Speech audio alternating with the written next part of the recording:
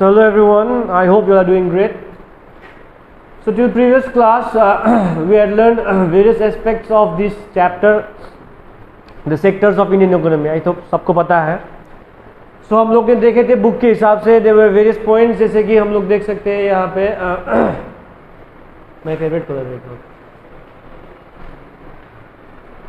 Contribution of GDP जो तुम लोग यहाँ पे देख सकते हो. ये जो पीरियड ऑफ 1973 से 1974 के बीच में तुम लोग ने देखा था कि एट द टाइम हम लोगों का मैक्सिमम कंट्रीब्यूशन जीडीपी में कौन दे रहा था, primary sector.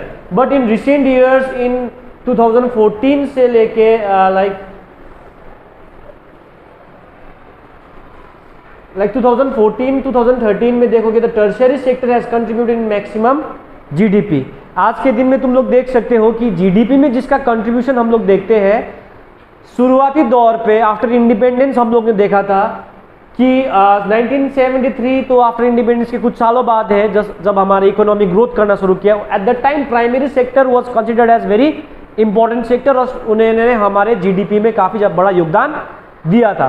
But in later phase when you come in today's world you can see जो मैक्सिमम जीडीपी है उसमें किसका कंट्रीब्यूशन ज्यादा है, tertiary sectors, that means service sectors का ज्यादा आपका योगदान है.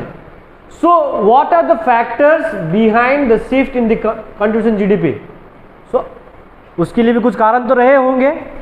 There might be factors responsible जिसकी वजह से तुम लोग देख सकते हो कि जो शिफ्ट हम लोग ने देखा, जो प्राइमरी से जो कंट्रीब्यूशन ऑफ मैक्सिमम जीडीपी जो प्राइमरी से तुम्हारा टर्शियरी सेक्टर में जो शिफ्ट हुआ है, the shift which has been done, और उसके पीछे कुछ कारण हो सकता है, वो है factors behind the shift in GDP. The development of agriculture and industry leads to the development service such as transport and trade, storage, banking. तो टर्शियरी में जो शिफ्ट हुआ है हम लोग का जीडीपी, जो कंट्रीब्यूशन था, हम लोग जो बात कर रहे हैं, जो कंट्रीब्यूशन था जीडीपी में, जिसकी वजह से हम लोग देख सकते हैं टर्शियरी सेक्टर में क्या हो गया है, शिफ्ट हो गया है. तो उसके सबसे पीछे एक कारण ये है कि डेवलपमेंट जो एग्रीकल्चर में डेवलपमेंट हुआ है, industry leads to the development of service such as transport, trade, storage, banking.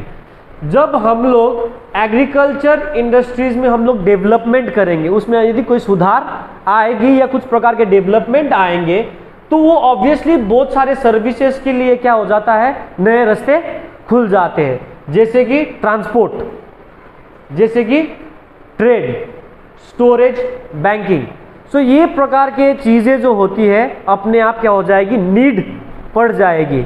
जैसे कि एग्रीकल्चर हो गया, दैट मीन्स यू, जैसे कि फॉर एग्जांपल तुम खेती करते हो, ठीक है, you are a farmer, you are selling a product. तो तुम्हारा गेहूं, अनाज, जो कि तुम्हारे क्रॉप्स उग रहे हैं, उसका तुमको क्या करना पड़ेगा, सेल करना पड़ेगा.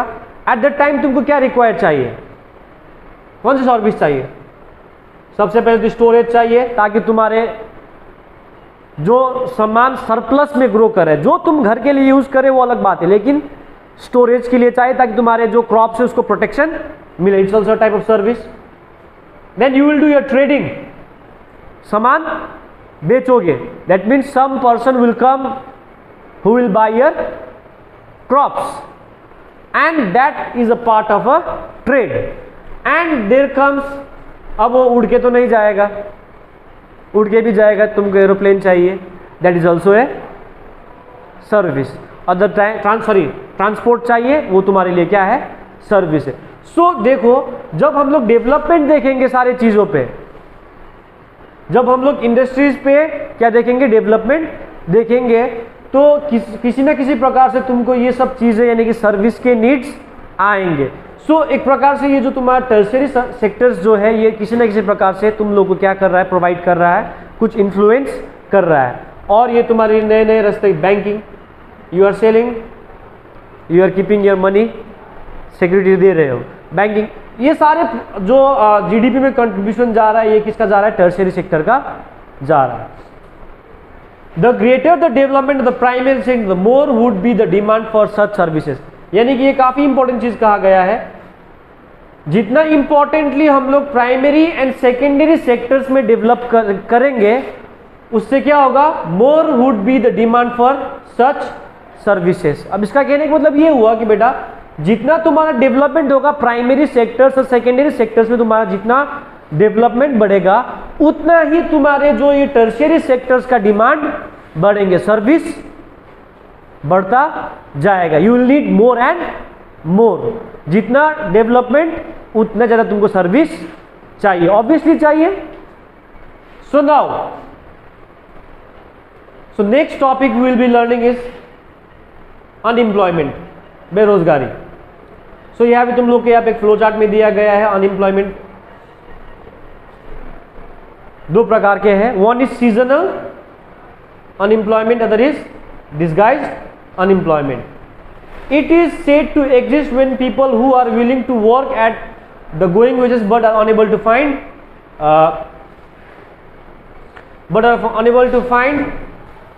jobs. तो अनएम्प्लॉयमेंट का सबसे बढ़िया तुम लोग का यहाँ पे डेफिनेशन दिया है। अनएम्प्लॉयमेंट को बोलते हैं it is said to exist when people who are willing to work. People are willing to work, वो लोग को जितना वेज है उसी वेज पे भी वो लोग काम करने के लिए कर तैयार है, समझ रहे हो?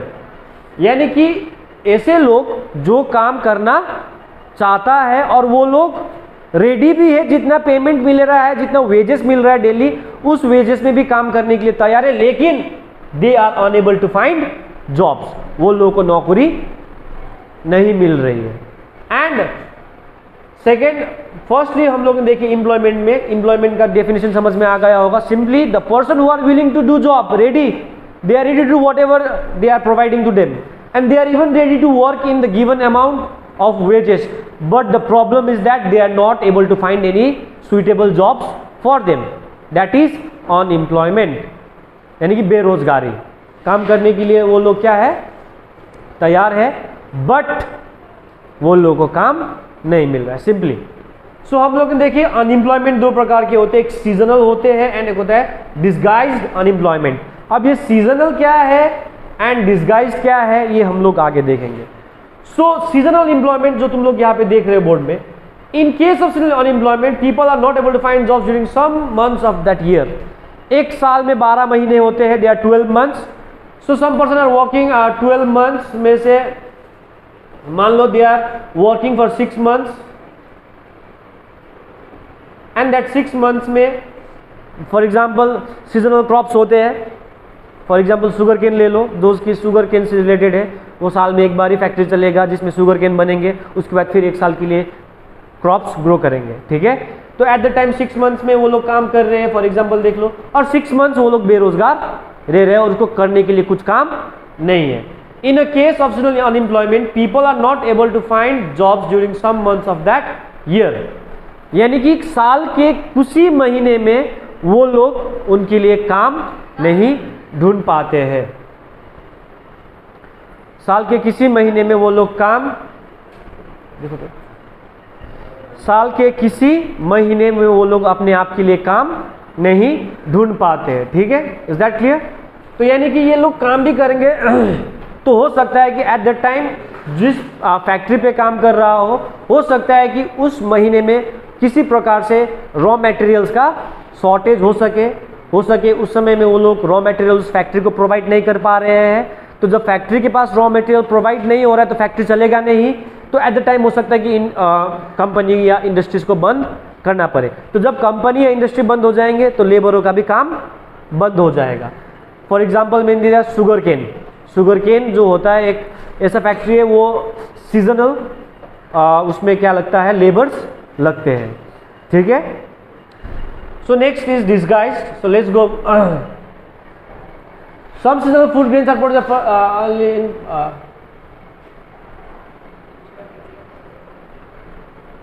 क्या हो रहा है, नहीं हो रहा है ना।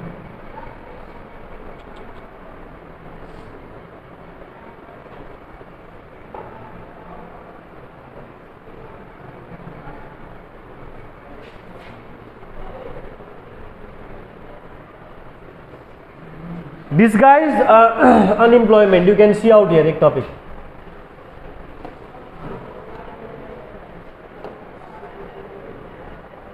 More people engaged in agriculture than are required.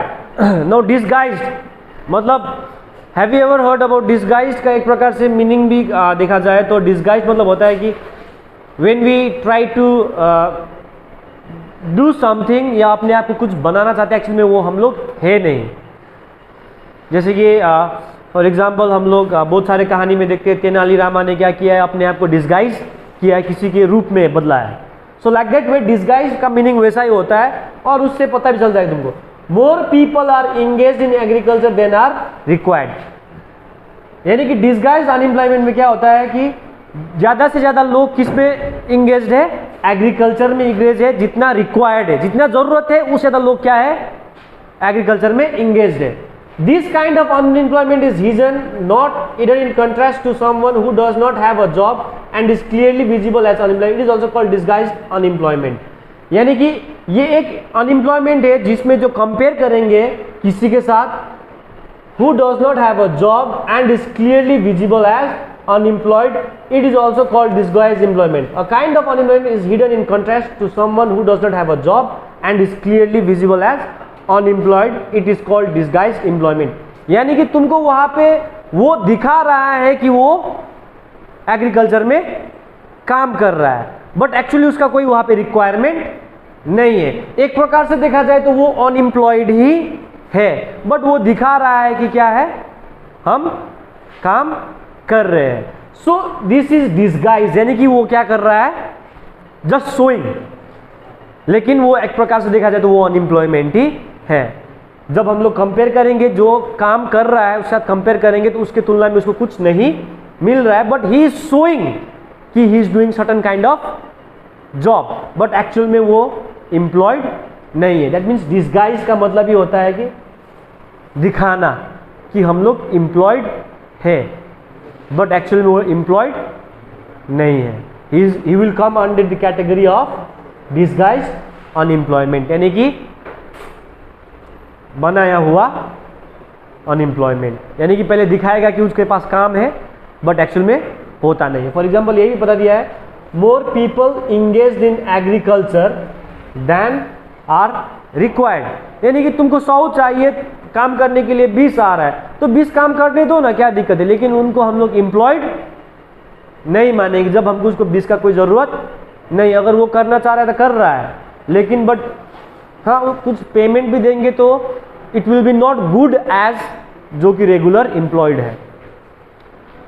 So what are the, जैसे कि हम लोग ने देखिए अनएम्प्लॉयमेंट समझ में आया होगा. यानी कि जो लोग काम करना चाहता है उसके बावजूद भी उसको काम नहीं मिल रहा है. वो लोग रेडी भी है काम करने के लिए, जितना सैलरी मिल रहा है, जितना वेजेस मिल रहा है वो काम करने के लिए भी तैयार है बट उसको काम नहीं मिल रहा है. बट देयर आर पीपल बिना काम करे भी रह रहा है, उसको काम का जरूरत नहीं है. But there are certain people those who are willing to do work, those who want to earn their livelihood, those who want to earn their livelihood, अपना रोजगार चलाना चाहता है. लेकिन उनके लिए हम लोग कैसे एम्प्लॉयमेंट जनरेट कर सकते हैं. It's a very great matter of great concern for the government कि हम लोग एम्प्लॉयमेंट कैसे क्रिएट करें ताकि हमारे आज के दिन में जो पॉपुलेशन है उनको रोजगारी मिले. So there are given creating employment, you can see out there. हम लोग एम्प्लॉयमेंट को कैसे क्रिएट कर सकते हैं. इंप्रूविंग इरिगेशन सबसे पहला point. Investing in transport, credit by local banks, local industries in semi rural areas, opening cold storage, only 2/3 children attend school, open schools, more staff, improve healthcare, more doctors, more nurses, improve tourism and scope of extra 35 lakh job, right to work, काम करने का अधिकार मिलना चाहिए सबको, national rural employment guarantee act, NREGA guaranteed 100 days of employment per year. ये जो है थोड़ा इसमें नाम चेंज हुआ है, MG नरेगा कुछ बना है, Mahatma Gandhi national rural employment guaranteed act. यानी कि इसमें 100 days सब कोई फेमस है. ओके, नाउ यहाँ पे सवाल आता है improving irrigation. So irrigation will also, if you provide proper irrigation sectors in certain villages and all, वहाँ पे इरिगेशन से बहुत सारे लोग जो अनएम्प्लॉयड है वो भी जुड़ जाएंगे, एटलीस्ट कुछ एम्प्लॉयमेंट बढ़ेगी. इन्वेस्टिंग ऑन ट्रांसपोर्ट, जितना हम लोग ट्रांसपोर्ट में इन्वेस्ट करेंगे उतना क्या होगा, गाड़ी वाड़ी चलना शुरू करेंगे। जो कि बेरोजगार है उसमें किसी न किसी तरीके से जो ड्राइवरी किया है, जो सीखा है, वो लोग भी ट्रांसपोर्ट के क्षेत्र में जुड़ सकते हैं।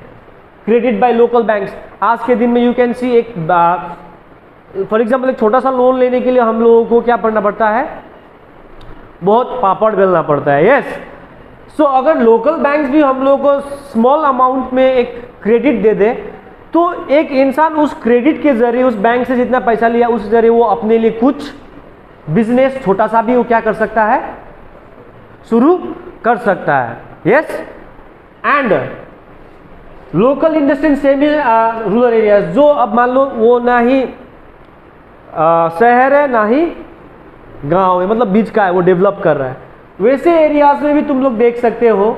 तो छोटा छोटा लोकल इंडस्ट्रीज, लोकेट इंडस्ट्रीज, यानी कि हम लोग छोटे छोटे इंडस्ट्रीज वहां पे बना देंगे तो उससे क्या होगा, लोगों के लिए काफी एम्प्लॉयमेंट क्या करेगी, क्रिएट करेगी। वहाँ के लोग जो है कि लेबर के रूप में हो या पढ़े लिखे जो लोग हैं किसी न किसी प्रकार से वो एंटरप्रेन्योर के रूप में हो या स्किल्ड लेबर के रूप में हो या अनस्किल्ड लेबर के रूप में हो, वो लोग उस फैक्ट्री में क्या कर सकता है, एम्प्लॉयमेंट के लिए अपना योगदान दे सकता है। इम्प्रूव हेल्थ केयर, यहाँ पे ये काफ़ी इंपॉर्टेंट पॉइंट है बेटा मेरे लिए। जैसे कि we can see in most of the rural areas, हमारे देश में हेल्थ केयर की प्रॉब्लम बहुत ज़्यादा है। You will not find a proper hospitals in this areas. So what we should do is that when we improve health care, now you will find more doctors, more nurses. That means those doctors जो पढ़े लिख के घर पे बैठा है, they will also get an opportunity so that they can work in a hospital, and there will be requirements of nurses. Yes, and if there is a hospital out there, now there will be another thing कि वहाँ पे क्या create होगा, medical shops. Yes, जहाँ पे वो लोग क्या करेंगे, dispensaries where they will sell medicine. अब एक व्यक्ति जो मेडिसिन का काम किया है या पढ़ाई लिखाई किया है, he can sell medicine now. So देखो एम्प्लॉयमेंट जनरेट होगी। Right to work, now what is right to work, everyone people I think should know this. Right to work that means सबको काम करने का अधिकार मिलना चाहिए, भेदभाव नहीं होना चाहिए, वेदर इट्स वुमेन मैन और like adults who are above 18 या दे आर सर्टन, जैसे कि हम लोग के यहाँ पे फिर छोटे उम्र के बच्चे लोगों को काम कराएंगे तो फिर ये क्या हो जाएगा, चाइल्ड लेबर में चला जाएगा ना। बट उसके लिए एक सर्टन एज होता है, लेकिन above that age everyone should get equality to work. ऐसा नहीं कि we should not discriminate on the basis of gender and all, लड़का है तो ये ज़्यादा काम कर पाएगा, लड़की है तो नहीं कर पाएगी, ऐसी सोच नहीं रखनी चाहिए। Everyone should have right to work. और सबको जानता है कि ये जो एक्ट है ये गवर्नमेंट का है, हर एक ईयर में पंचायत एरिया में ये 100 डेज के लिए क्या देता है, एम्प्लॉयमेंट देता है। ये गारंटेड है, ये क्या है, ये क्या है, एकदम गारंटेड है कि they will get a job. यानी कि उसमें क्या होता है कि स्पेशली पंचायत एरिया में देख सकते हो, famously known as 100 days, famously known as 100 days, इसका नाम नरेगा बोलते हैं, सब मिल से MG NREGA, Mahatma Gandhi rural employment guarantee act. So ये एक्ट के जरिए सारे लोगों को क्या मिलता है, एज अ रोटेशन वर्क मिलता है। एक दिन का कितना होगा, लगभग 130 रुपीज सम अराउंड उतने का वेजेस मिल जाएगा। So we can create more employment by providing irrigation, so people would be involve in the talk of irrigation by channelizing or canal diversion. Then you have the investment in transport sector and more people getting involved in transport, banking sector, health sector, education. जो मैंने ये अभी बोला है यही चीज़ यहाँ पे बताया गया है। That means हम लोग एम्प्लॉयमेंट क्रिएट कर सकते हैं जब हम लोग किसके ऊपर इन्वेस्ट करेंगे, तो इरिगेशन के ऊपर, चैनलाइजिंग इरिगेशन, यानी कि जब इरिगेशन बोलेंगे तो we will have to dig up a canal, किसी नदी से हम लोग को नहर काट के लाना पड़ेगा। Eight the time you will require labour investment, so that कुछ सर्टन पीरियड ऑफ टाइम के लिए किसी न किसी व्यक्ति को कुछ एम्प्लॉयमेंट की जरूरत होगी, तो they will work out there.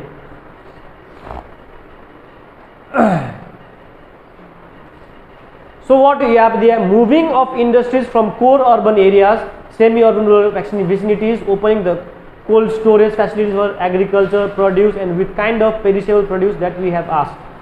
That means there are certain agricultural products